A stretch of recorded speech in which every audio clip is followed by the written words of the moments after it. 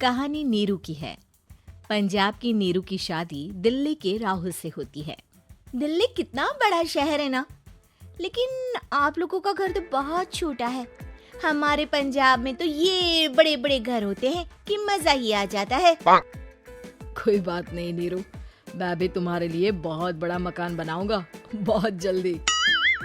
नीरू के पिता जहाँ पंजाब के जाने माने व्यापारी थे, वहीं उसका पति राहुल दिल्ली में एक सिंपल नौकरी करता था। माँ, यहाँ तो घी मक्खन इतना महंगा है कि क्या बताऊँ।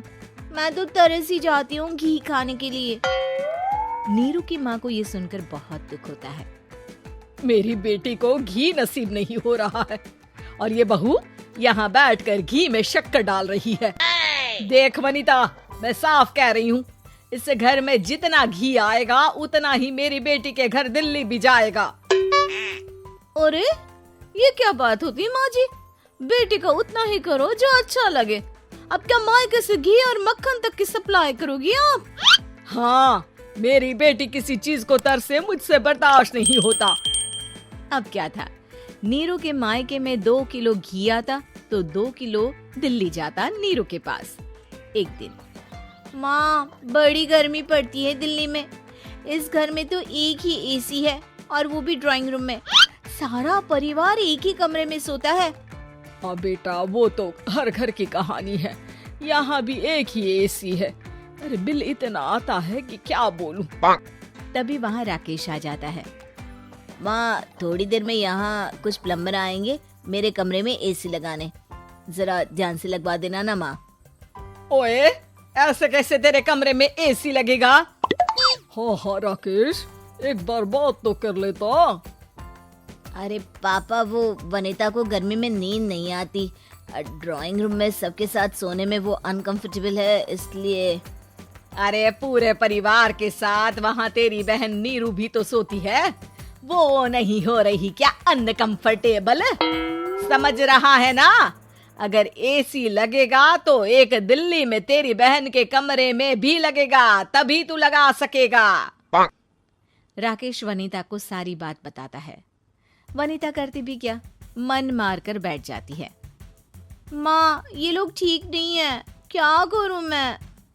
अरे बेटी, यहाँ आ जा, तू यहाँ आकर रह ले। अरे छोड़ दे ऐसे पति को। कैसे छोड़ दूं माँ? समाज क्या कहेगा, लोग क्या कहेंगे? वैसे भी मेरा एक बेटा है मयंक। अरे हटा बेटा, तेरी उम्र ही क्या है, इतनी परेशान रहेगी तो काम कैसे चलेगा। खैर, बात आई गई हो जाती है। माँ को लगता है कि नीरू ठीक है, तो वहीं नीरू के मन में एक ही लाइन चल रही होती है, यहाँ आजा। माँ ने तो बोल ही दिया है कि यहाँ आजा, बस मयंक थोड़ा सा बड़ा हो जाए, इन गरीबों को छोड़कर मैं वापस माँ के पास ही चली जाऊंगी। वो इसी सोच में बाजार में चल रही थी कि मैम, आपका दुपट्टा जमीन को छू रहा है। नीरू जैसे ही उस लड़के की तरफ देखती है, देखती ही रह जाती है। हाय रे, कितना सुंदर लड़का है ये। अब क्या हुआ? मैंने कहा आपका दुपट्टा। तो खुद ही उठा कर दे दो ना। लड़का समझ जाता है कि नीरू उस पर फिदा हो चुकी है। वो उससे उसका नंबर लेकर चला जाता है। अब क्या था, नीरू और रोहित में लगातार बातें होने लगती है। मैं हरियाणा का रहने वाला हूँ, यहाँ एक बड़ी कंपनी का मैनेजर हूँ। अच्छा, और कितने बच्चे हैं तुम्हारे? बच्चे? अरे मेरी तो शादी भी नहीं हुई है। तुम बताओ, शादी करोगी? नीरू शर्मा जाती है। अब लेकिन मैं तो पहले से ही शादीशुदा हूँ। मुझे फर्क नहीं पड़ता, बस तुम शादी कर लो, भाग चलते हैं। बहुत पैसे वाला हूँ मैं, हमेशा खुश रखूंगा तुम्हें। नीरू रोहित से मिलकर सारा प्लान बना लेती है और फिर एक दिन घर से भाग जाती है। दोनों शादी कर लेते हैं। शादी के बाद, क्या बात है नीरू, तुम्हें परेशान सा देखता हूँ, सब ठीक तो है ना? हाँ, सब ठीक है।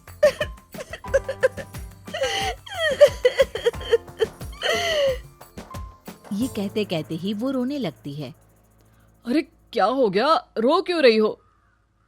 मैंने तुमसे एक बात छुपाई है और वही बात अब मुझे परेशान कर रही है। रोहित, मेरा एक बेटा भी है, उसका नाम मयंक है। क्या बात कर रही हो? ये तुमने मुझे पहले क्यों नहीं बताया? देखो नीरू, मेरी माँ को मैंने ये नहीं बताया है कि तुम शादीशुदा हो। बच्चा मैं मैनेज नहीं कर पाऊंगा। नीरू को समझ में नहीं आता कि वो क्या करे। तुम उस बच्चे को अपनी माँ को क्यों नहीं दे देती? नीरू चुपके से माँ को फोन करती है। माँ, क्या मयंक को तुम रख सकती हो? बेटा, मैं राकेश के साथ बात करती हूँ। आखिर घर का बेटा वही है, जो वो बोलेगा। वैसे भी बेटा, तूने जो किया है ना, उसके बाद से पूरा घर तेरी बुराई कर रहा है। मैं भी अब किसी से तेरे लिए लड़ नहीं सकती। राकेश बेटा, नीरू ने तो जो किया बहुत ही बुरा किया, लेकिन मैं सोच रही थी कि क्यों ना मयंक को हम यहाँ ले आए। तभी वनीता बोल पड़ती है। वाह जी, ऐसे कैसे यहाँ ले आए? यहाँ क्या भंडारा भरा है? और जिस बच्चे की माँ ने नहीं सोचा, उसके लिए हम क्यों सोचे?